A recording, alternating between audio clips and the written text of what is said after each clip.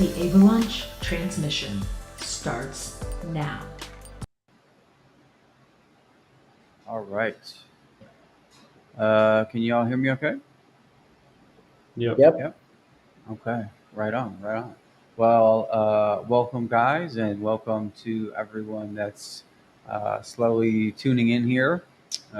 We have another Battle for Geostone stream where we get to explore some of the concepts and ideas that we believe make this game special and are going to help drive Web3 gaming forward in general.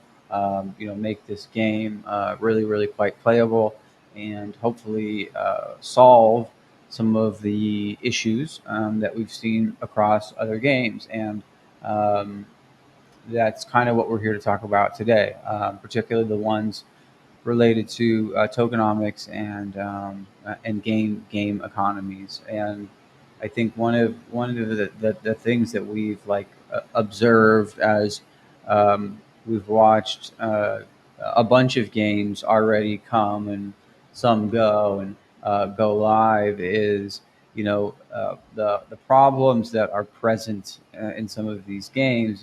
They're in some ways hard to know prior, right?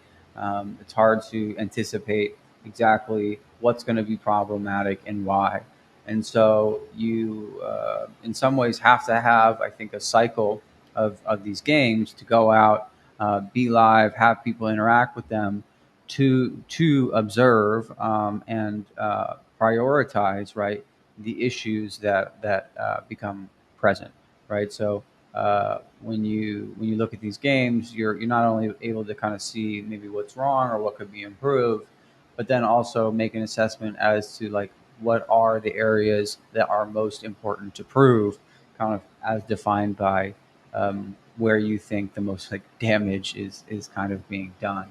And so BFG, a lot of the other games that the Avalaunch is working with, and a lot of Web3 games that we have nothing to do with, are thinking very critically and coming up with really cool and novel mechanisms to not only alleviate these problems, but to take more advantage of the kind of things that Web3 offers games, ideas around ownership and communities interacting with the game in different ways, whether that just be being a part of it or actually in some cases forming and shaping the game, right? The evolution of this stuff is really cool, and it's kind of happening right before our eyes, and that's why I get so excited about these conversations, because we get to talk about what we think represents kind of like the best thinking so far about this stuff. So,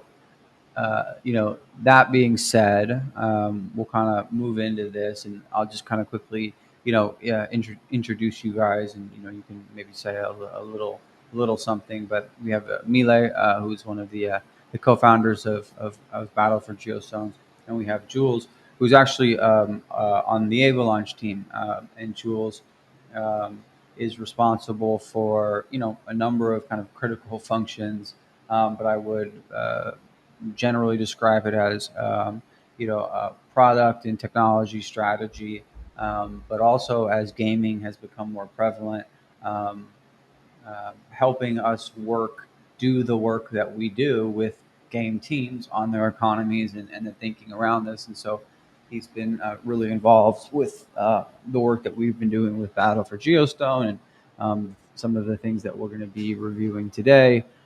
So a great guy to have on and kind of hear his opinions. But Mile, if you want to just give a quick background on yourself before we get going here, that'd be awesome. Yeah, sure. So I'm Mila. I'm one of the co-founders in Battle for Giostone, and yeah, my background is I come from software engineering. I have a software development company, game development company, and we are full-time developing Battle for Giostone now with internal team. And yeah, I think. like it's great to be here talk about this topic, which is a huge topic now in the Web3 industry, since we have seen a lot of economies, right? And we the best way to do something right is to learn from from the mistakes. And we've been here with looking analyzing all these economies and trying to create a mix and like deeply thinking what's going to work the best and how to make this thing sustainable. So yeah, I will let Jules introduce now. Right on. Thanks, man. Thanks, Mile.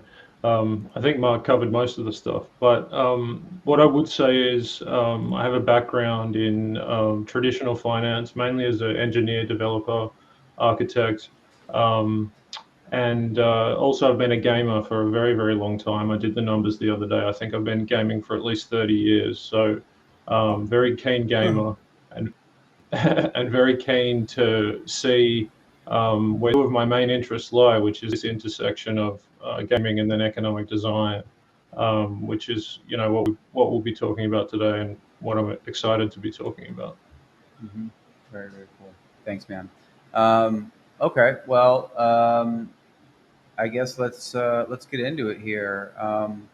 In talking about the problems present in current Web3 game and GameFi economies, I think the list, depending on kind of who you ask, is pretty long, and I think you can not expect any one game to improve all of these things all at one time, and just come out with this perfectly balanced, game economy. But I do think that you can make incremental improvements that are very, very, very meaningful and take you a very, very far way down the road to where we need to be. So if we're talking about PFG, Mile, what, like, in your opinion, is the problem, is the issue that you guys are trying to prioritize with your economy to do this better? Yeah, right. So this question is really tough one. I mean, it's complicated, and I need to answer this simple so everyone can understand. So to create, yeah, as you said, nobody can create the perfect right away and solve everything in the industry, but the ones that could create something better and sustainable are the ones that are truly gamers and the ones that know what gamers want and know what investors want. Because in these Web3 game economies, we have three kind of people, not two, but it's like the gamers that just want to hang out and play with their friends.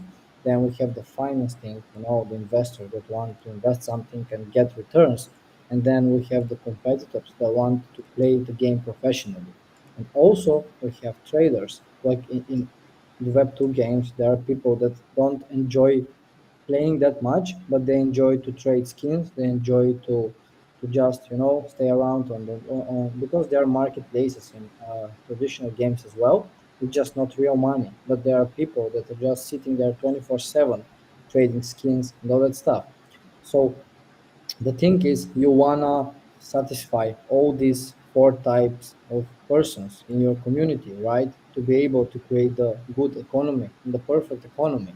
And the old way to do that was to reward everyone in the community, and just playing everyone that playing the game can earn rewards.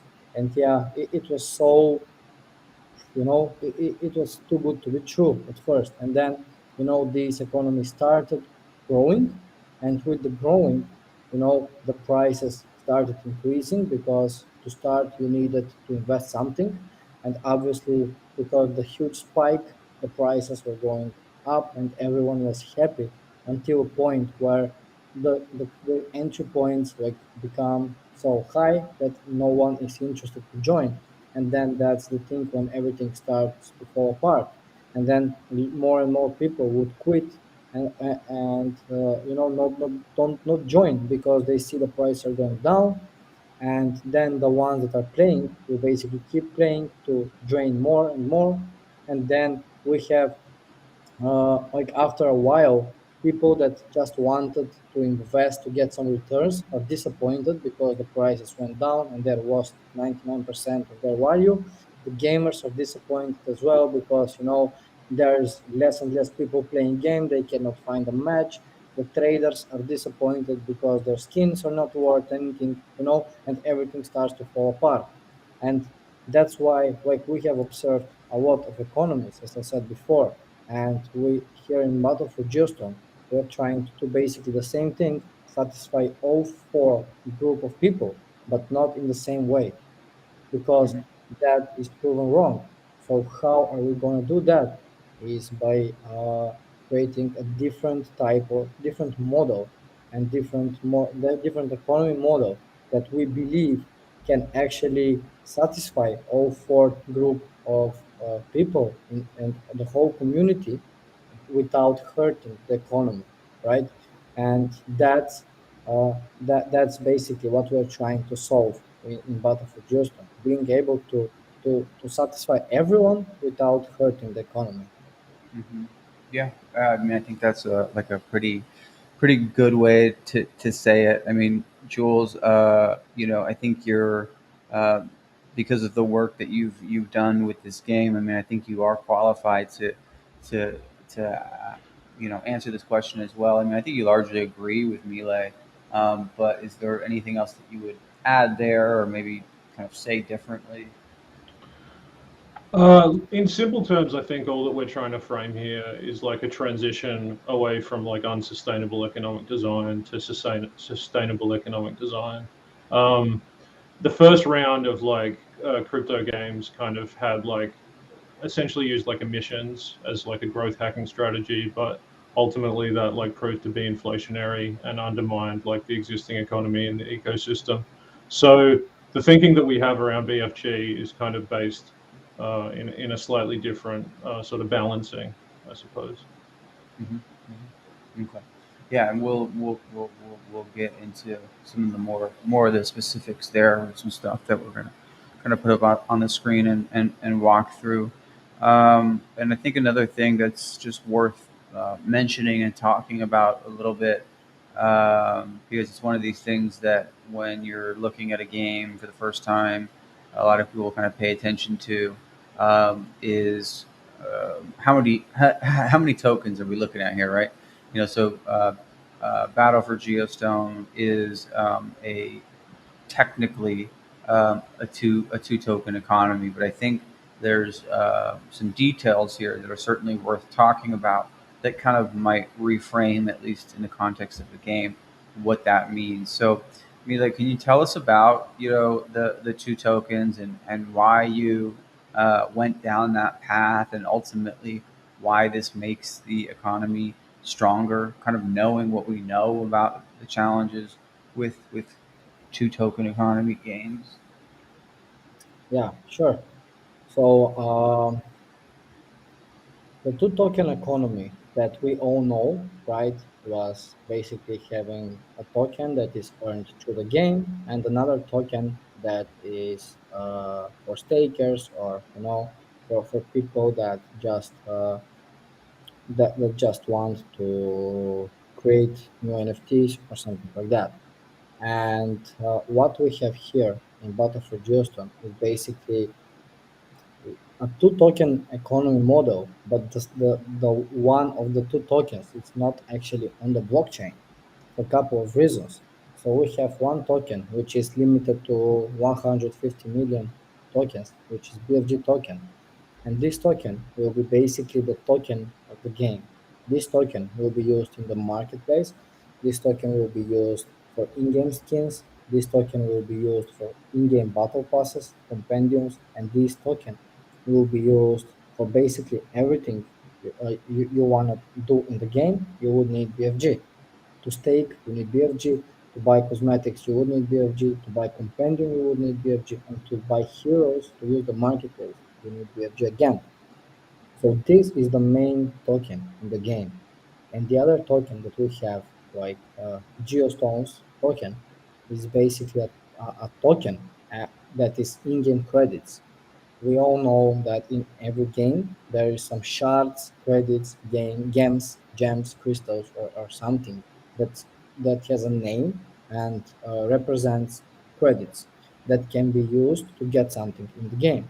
So just like that, we have the second token, which is Geostones, and this token is not on the blockchain. Now, here everyone's gonna ask why not in the blockchain, right?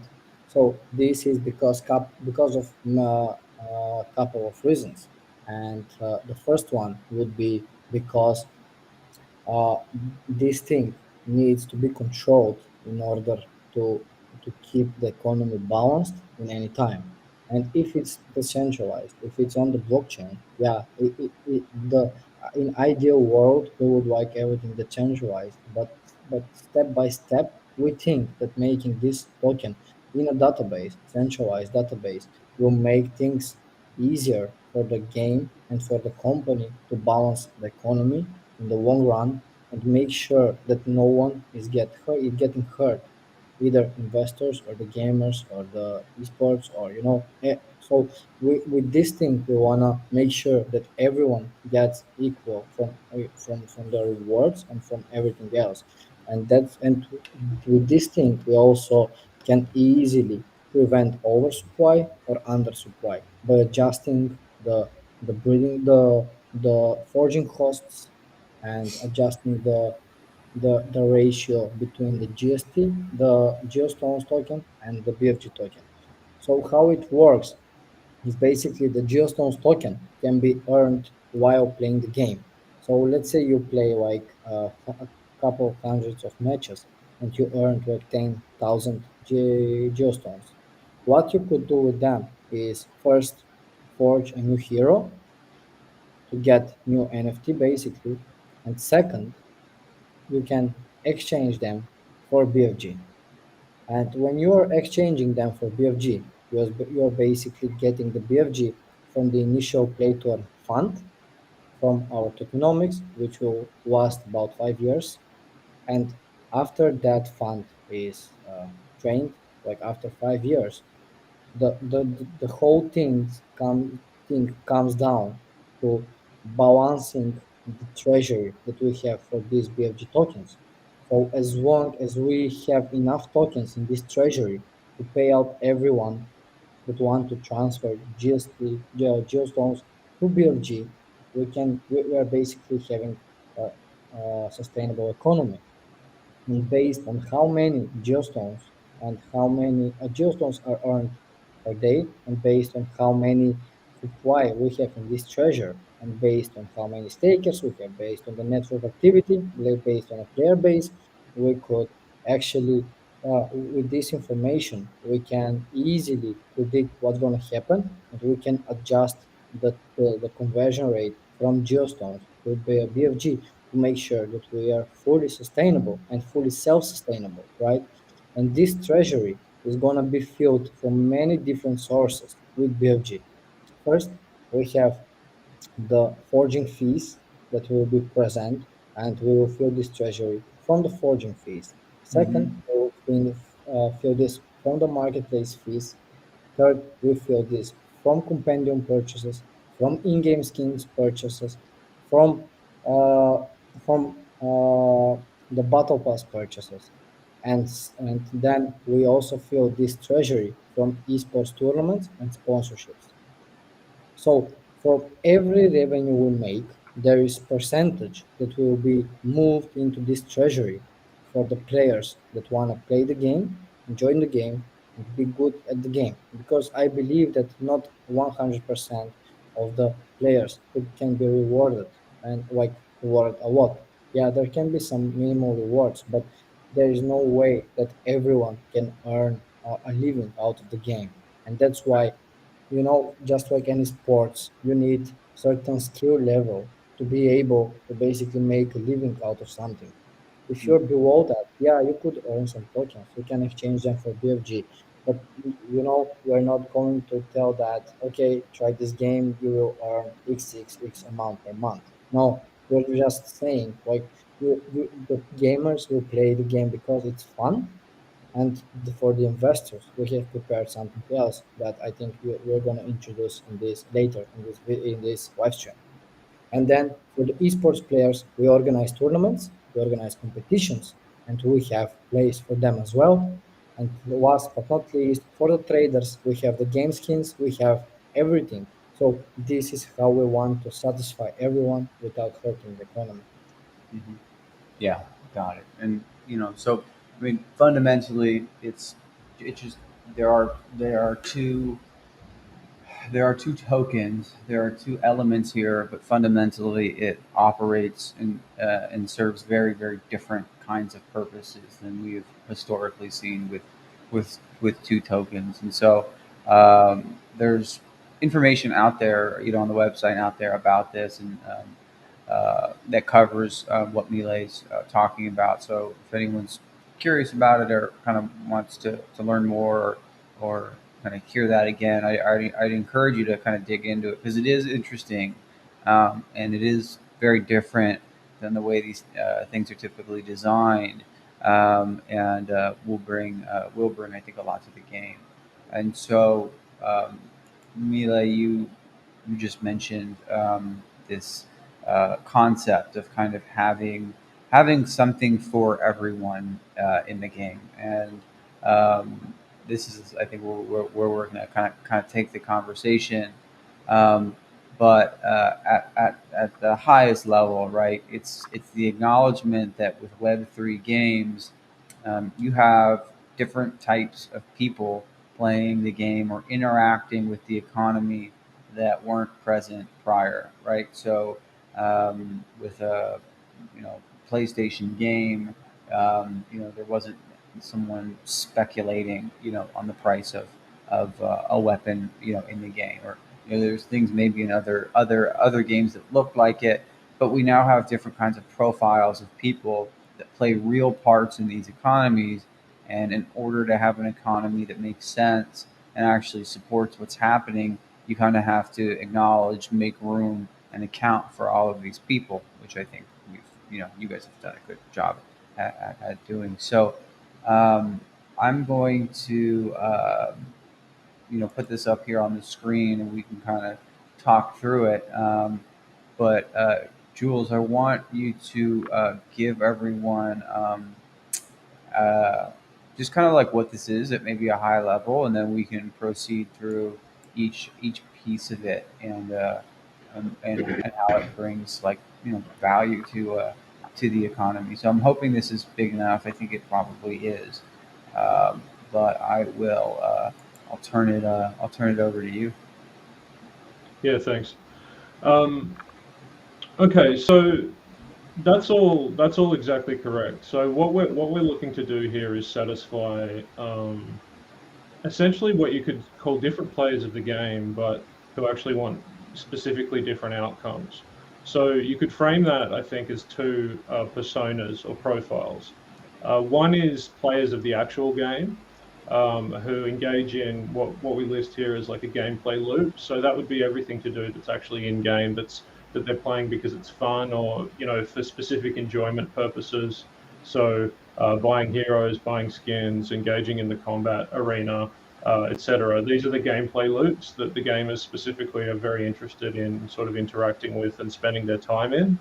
And then also the other persona would be like investors themselves, who are there for a slightly different reason, um, which is to kind of experience returns on their portfolio, or because they're interested in the economic activity and kind of observing it, and making sort of calculated decisions about how to invest in it. So ultimately, what this graphic is meant to encapsulate is kind of the interaction between those two specific personas. So in the red circle here, we have what's called the gameplay loop, which is where the gamers kind of are involved in the various gaming activities. And then we also, outside of that, but in interaction, have what we call the investment loop, which is kind of where the investors are playing, I guess, the meta game of investing in the ecosystem and the game itself. So yeah, that's kind of the starting point of it. Do you want me to keep going about specific features here, or? Yeah, I think that'd be cool. Okay, cool.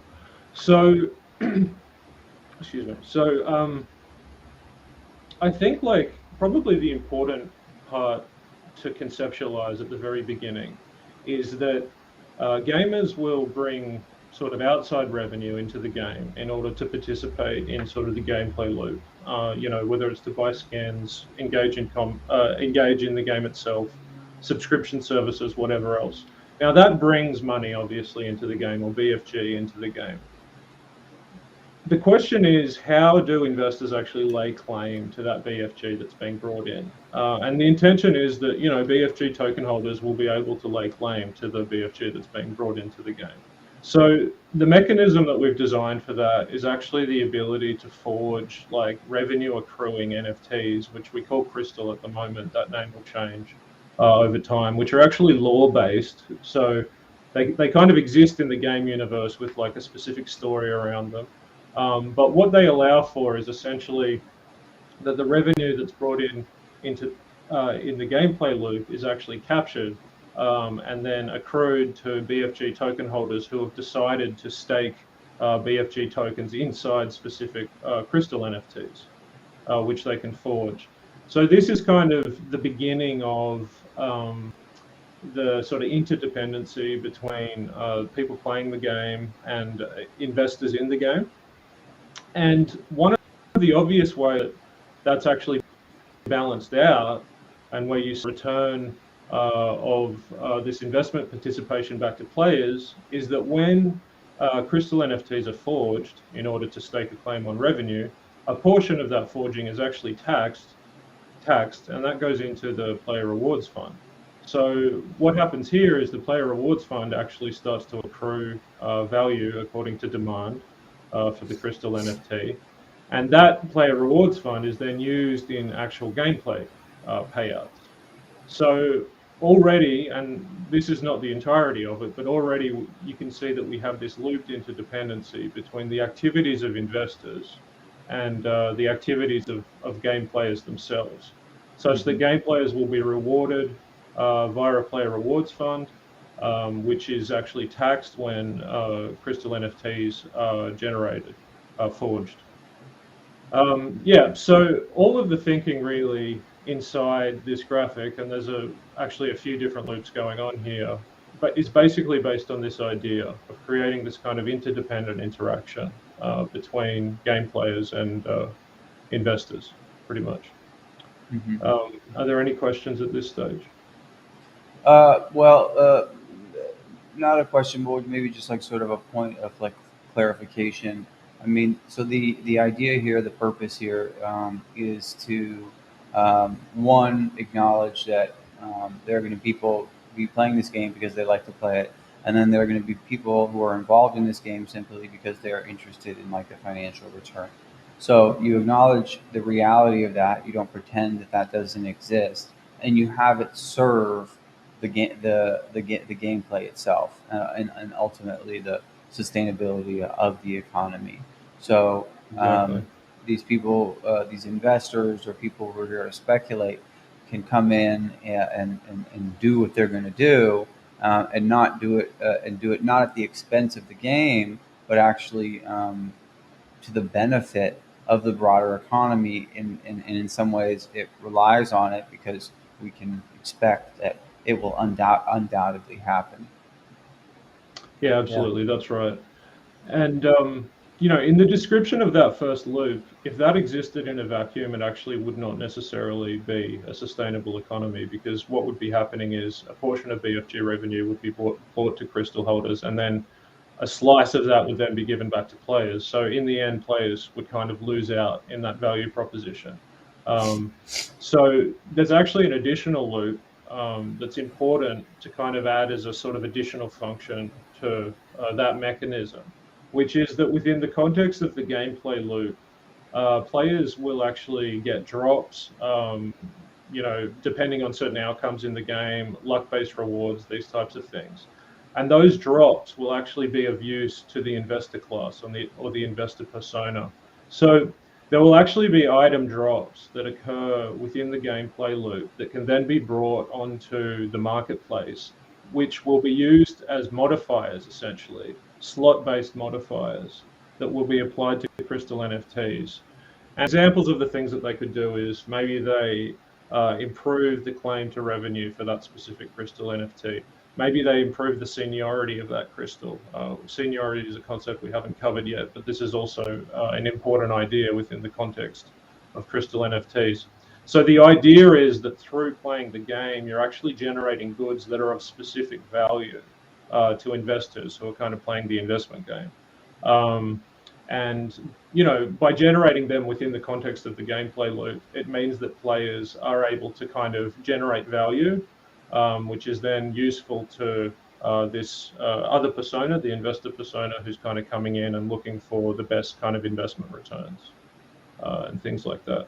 So Right. once again, this is kind of a second layer. Once again, it's reinforcing this like continued loop-based interaction between like the two personas. Sorry, Mile. And one thing I want, no, no worries.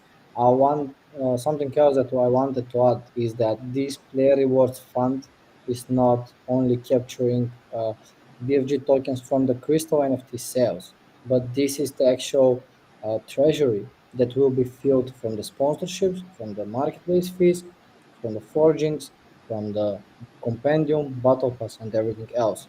So the whole revenue percentage of it goes on the player rewards, something gets in the crystals, and then the crystals are taxed, and then whilst players will get drops after chance for drop after each game that is not valuable for them but is actually valuable for the investors that want to stake BFG, and that's kind of the way to connect the investors with the gamers. So the investors would need the gamers, and the gamers would need the investors because the investors are working their BFG and actually, showing support, trust, and in the project. And so the players could get bigger rewards because the price would increase, and the players in return, the revenue that's captured is basically going in these crystal NFTs and in the player rewards, and in the same time the drops they can get drops and then sell these things to the investors as well. So basically that's how we want to connect the both profiles, like the guys that just want to invest something and get returns. So instead of building scholarship programs or renting systems, you could just buy BFG and stake them. It makes a lot easier for people that are interested in just earning than before. Because if you want to earn, let's say in some older model economies, you would need to buy thousands of heroes and then find players to play them, and then the revenue you want to sell the token to actually pay them something and then make a profit. And we remove that system completely. We're not removing. There is still the possibility to do that, but why would someone want to do that just for profit when he can just take BFG and to make the profits with real revenue instead of some imaginary fund, right? Yeah, exactly. That's right. And the thing is, I think as well as like this kind of loop that you have reinforced, like between kind of the interests of the gamer and the investor loop. Like, first of all, let me just say, and this is, I think, a very important point with sort of new blockchain games and their direction. I'm a keen gamer, and all the games I've ever played have been non-blockchain games. So this is kind of an opt-in cycle for gamers. Gamers can definitely just simply enjoy the gameplay loop. Maybe they'll get a few rewards along the way that they can just chuck onto the marketplace, but they don't necessarily need to concern themselves with this sort of stuff. So ultimately, this design is very much kind of based in the idea that this is a game that's really fun to play, that is capturing people's attention for that exact reason. And then it's a question of how to sustainably kind of, I guess, monetize that within the context of the BFG token into something where sort of investors can, make use of the fact that the game is so much fun and is attracting so many people to play it. But one other thing that I wanted to say is, in addition to these loops that you see here, this would actually not necessarily work perfectly if it also did not have an adaptive component. So, for example, this attribute here for a crystal NFT that we call seniority. Seniority is the idea that the sooner you forge a crystal, that crystal forging is essentially a queue, and the sooner that you forge it, the sooner that you actually sort of generate seniority for that specific crystal NFT. Now, the thing that seniority does is it actually gives you a more likely claim over BFG revenues throughout the existence of that crystal NFT. Let's say, in the example for that is this: within the entire BFG ecosystem, we actually plan to have the existing claimable portions of revenue to expand and contract according to an actual target ROI, which currently we're targeting at like 10 to 20%, let's say, per annum. Now, what that means is as more gamers come into the game and revenue increases, we can actually expand the supply of total kind of crystal NFTs that can be forged. And what that means is there's like more opportunities to lay claim on the revenue that's coming in. So as it grows, we can actually expand the amount of crystal NFTs that can be forged. But if the revenue in the system would contract, like let's say not as many people are playing for a specific period for whatever reason, we actually have the ability then to actually contract the amount of crystal NFTs that can lay claim on the revenue. Once again, targeting this 10 to 20% ROI. Now, seniority within the context of a crystal NFT is derived from how early you mint it. So there's kind of a time-based reward there, but then how early you how long you actually leave it in existence. Because let's say that we decide to contract the economy. That would mean some people would want to kind of break or burn that crystal to get the BFG out of the crystal. But some would kind of keep their crystal. And what that would do is the ones that are below in kind of seniority that are removed, the seniority of other crystal would then get improved over time. So we're kind of like trying to introduce this like adaptive mechanism that's like a time-based reward for kind of staying in the market, if that makes sense. Yeah. Yeah. Very, very, very, very cool. And just to maybe like help explain this dynamic mechanism like in more detail, like a question I have would be like, in the absence of it, right? In the absence of this dynamic mechanism, like where would this go wrong, right? What is what does this provide the ability to balance, and without it, where does it break? Yeah, so the simple example would be that revenue, revenue's coming in, it's growing. NFT forgers get really enthusiastic about that. They forge a lot of NFTs and then it just flattens off, or God forbid, decays a little bit. All of a sudden, you have a bunch of crystal NFTs that are no longer like anywhere near as valuable as what we intend them to be, which is essentially like a useful claim on revenue. Now, in that specific instance, if you didn't have the ability to like actually contract sort of the claim on revenue, then everyone is kind of stuck with like sort of a small claim that isn't very satisfying, and it doesn't allow for a lot of sort of like upward movement, I suppose, in then growth of the ecosystem, growth of demand for growth of demand for the NFTs. You kind of reach like a stagnant point. So we want to have like the ability to sort of like discount some of those later NFTs that were forged from actually having the claim and reward those who sort of forged earlier in this kind of like continuous flow. So then if revenue increases again, well, then, the tiers are opened up again. Those rebase tiers are opened up again. It's basically just the ability to be adaptive within the context of like economic activity within, the battle for Giostone economy, pretty much. And Does that answer it? yeah, absolutely. And is this something, and we may or may not sort of have 100% clarity on this yet, but obviously, like there's this target ROI which is going to determine a lot. But is this a mechanism and a system that is just kind of auto regulating, or does it rely on like the team and the developers to constantly be shifting the emissions, or does this just kind of uh, read the economic activity and adjust accordingly? Yeah, so the exact rules for this have not been defined. It will be a rules-based mechanism. But to begin with, it will be enacted manually. So, all participants in the economy will understand what the rules are at any given time that have to do with this kind of expansion and contraction of NFT supply or claim on revenue.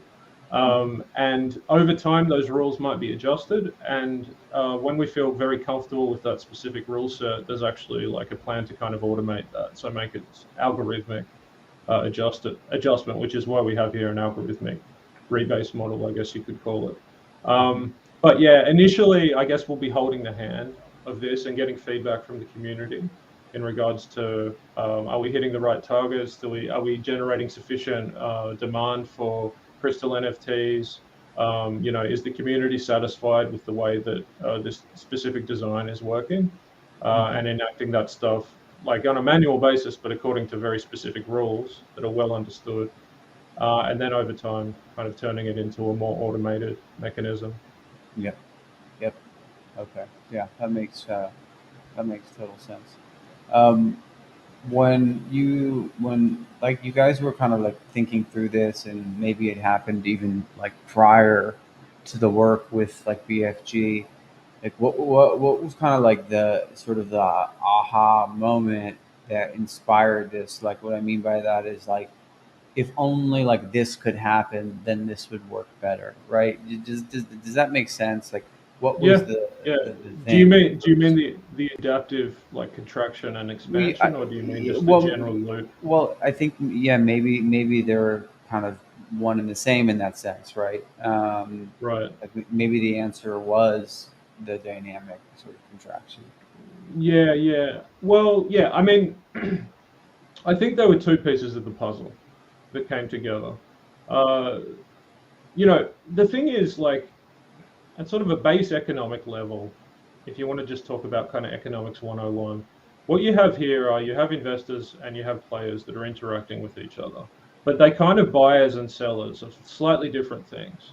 Um, the gamer has the ability to kind of like sell their effort and time that they put into the game, and that is in the Hmm. form of like BFG revenues. It's also in the form of modifier drops, etc. Yeah. And investors are sort of the buyers in that equation. Now, what do investors have that gamers might have? That gamers might appreciate, sort of on the demand side. Well, gamers might appreciate kind of general investment in the game, champion payouts, player rewards accruing, et cetera, et cetera. So investors are kind of, in a way, they're sort of bringing money to the game that they're willing to kind of pour into it to sort of see the investment come good. So I think that was like kind of the original aha moment, was sort of this idea that really what we're doing in a very simplified sense is actually balancing out an equilibrium between buyers and sellers that are there for slightly different reasons, but that kind of have the ability to sort of sell one thing that they're doing, and that makes sense for sort of a buyer on the other side of the equation. As for the adaptive kind of like economic mechanism, that really came about through sort of gaming out that sort of buyer and seller equilibrium and realizing that there are actually certain points it can get to which can kind of lead to economic stagnation if you don't have the ability to sort of define what the claim on revenue should be. If Right. revenue fluctuates a lot over time, there are instances where if you didn't have like an adaptive, responsive economic system, you could kind of flatline growth, I suppose. So this mechanism here of expansion and contraction is basically the ability to sort of like stimulate growth, get community feedback as much as possible over kind of like the movements of the economic system, whether things are going well or things are going badly. So those are kind of the two pieces that essentially came together, in the design overall, as I said, of like a sustainable economic system. Yeah, I Um, can add something here as well. So it's Yeah, like please. for the players, we got the Geostones, kind of the same thing with the rebase model when we can define the geostones exchange ratio with the BFG, and this is kind of the same thing for the investors because we want to balance these things, so it's good for both of them, right? It's valuable for both gamers and investors. Hmm. One, yeah, yeah. Sorry, go ahead. go ahead. Oh, look, I was just gonna. This might be a slightly stretched analogy, but what Milo said is exactly right. It's this method of balancing. So within the context of MOBA games, people understand very clearly that you have to balance like the different character attributes, hero attributes, all this sort of stuff in order to make a fun game. To some degree, like we're trying to do the same thing for people that are engaging in the investment loop or the investment game, so to speak. And you know, this adaptive equation here, for example, is kind of the ability to balance sort of game activity over time, investment game activity over time. So yeah, it's what Melee said. It's like this constant question of like, how do we balance, um, these different profiles, the gamer profile, the investment profile, the investor profile kind of experience in a way that's like sustainably fun and rewarding over a long period of time. Hmm. Hmm. Yeah, and one of the things I think is cool, and you talked about it a little bit earlier, is like there are players at this game who can come in and just play the game, right? They don't have to necessarily engage in all of these loops and kind of understand the complexities of the system. There's space here for someone who just wants to come in and play a fun MOBA to come in and do that, and then potentially, bit by bit or not at all, be exposed to these other elements and maybe become more interested or not. But at the end of the day, you have this core game experience that is, will hopefully sort of rival any other mobile experience. And then you have all of these other things that just kind of account and make up for the realities of like Web3 economies. Yeah, Exactly. exactly. I mean, the primary focus always is to make this game fun, but Yeah. as a secondary addition to that, which is the Web3 idea, is can we extend like rewards, real sort of value-based rewards to gamers that are putting their time into the game, and Mhm. that's really kind of what we're trying to add on here. Yeah, and the skill, let's not forget about the Exactly. skill, because the skill is the most valuable thing.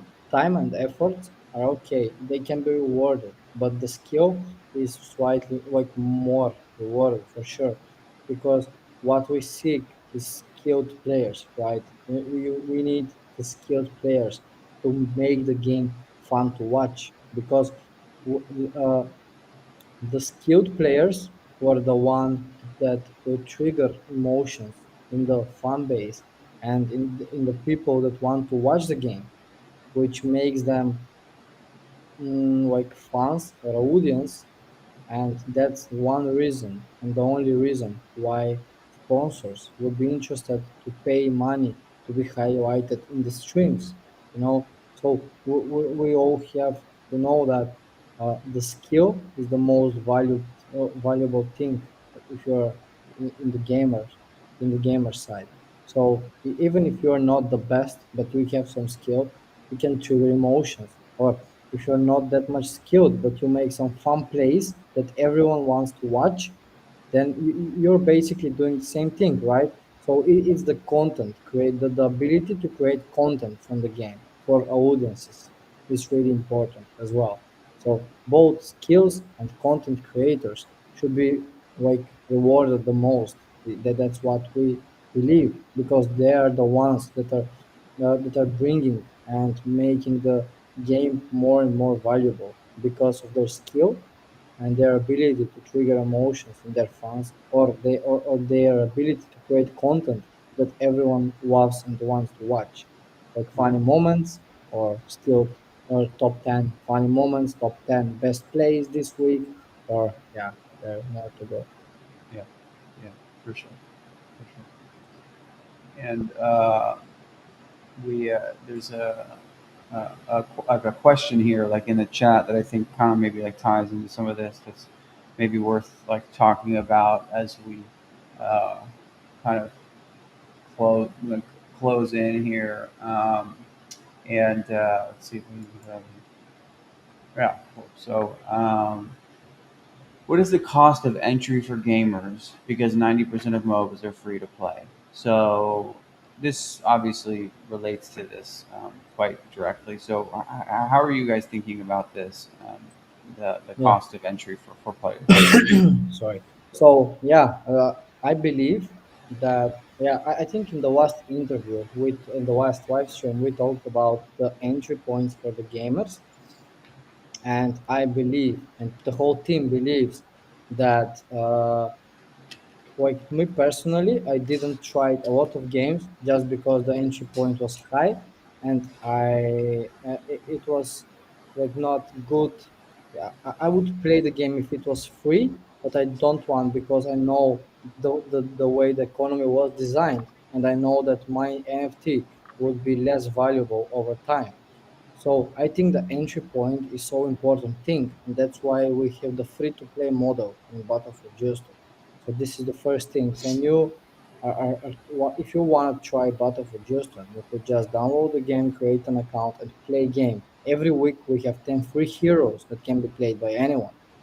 But then let's say you want to join the economy cycle, you want to get NFT for some reason, and then we believe that the entry costs should be low. Like so, they need to be point in some border that you would not consider that an investment personally. Right. So if you throw like $50 for a hero, you're not considering that an investment. You need to pay way more. For example, to play GTI 5, you need like $50 to buy the game. So the thing is, you should, as long as you don't consider that an investment, it's a good entry point. If the entry point goes like 100, 200, we believe that's not good, because if you pay 200 euros or dollars for a hero and you want like five heroes, you need to pay 1,000 to just play a game. No, that's not good, right? Then you would start chasing your investment and trying to get your return of investment, and then it just switches back to the old model, which we do not recommend. And that's why we believe that the entry points should be lower for normal heroes. Of course, there will be expensive heroes that will be with different skins and different. They will look different in the game, but that's not because they will be stronger in the game, but just they will look cooler and would make the player feel better. Because I'm a gamer. Yeah. When I have something others don't, I feel better in the game. And yeah.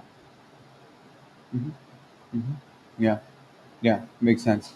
Well, thank you, Golden Glow Master, for for the question. It's appreciated. Um, Well, I think we've covered a lot of ground here today, and uh, exposed, I think, a lot of the core concepts of BFG that we all think are going to make this unique and sustainable, and um, definitely bring some new life to these economies that are sorely needed. And there's going to be lots of approaches, and this is um, ours, but it's certainly the result of a tremendous amount of brain power and experience, and designed by people that have not just been gamers for many years, but have played these games at a professional level, and worked with these games at a professional level, and I think understand the mindset of a player, and what they're ultimately after. And I think these things like show up in this economy too, which is impressive and important. Um, but yeah, I mean, if there's anything else that you guys want to want to kind of wrap up with here, feel free. Anything else you wanted to make sure that was mentioned. Otherwise, I think we could probably close up here as we kind of come up on the hour. Do you have anything, Milo? No, I was looking at the questions. We got, I think, another question from the guy. One thing that I would just say while Milo's looking at the questions, to some degree, this is also kind of a high level overview of the way that a lot of these mechanisms kind of actually function. And we've gamed a lot of this out a lot, kind of stepping through it and looking at like sort of specific outcomes of like if the economy goes in this direction, what will happen? If the economy goes in this direction, what will happen? And there are kind of like additional layers to this, but I think that we'll kind of like I think like for today's conversation, this kind of like sets sort of the good sort of foundation of like our thinking behind sort of like sustainable economic systems. If people have other questions, like I'll come on to Twitter or whatever and kind of add to them or answer them. Yeah, so Mhm. there's a depth to this that I think has a lot of potential. Is all I want to say. Yeah, for sure, for sure. Me too. Yeah. Right, right. Exactly. Um, all right. Well, right on, guys. This was very cool. Super, super informative. Really glad we got an opportunity to have you walk through and take everyone through that. Definitely going to be more to come, more content, articles about this stuff specifically. But I was really excited about kind of beginning to unveil what the team's been working on because I'm just really, really, really excited about it and super stoked to see what others, what kind of the reception of it is, and ultimately how it behaves. So, yeah, just very, very cool stuff. And uh, thanks for your time as always, and thanks for the people that took the time to tune in and listen and ask questions. It's always appreciated. And yeah, we'll definitely be talking more about the game, covering other aspects of it, and the actual IDO. Is going to be coming up here soon. So we'll start talking about that more and more when the time is right. But until then, yeah, thanks again, and yeah, enjoy the rest of your day, guys. Appreciate it.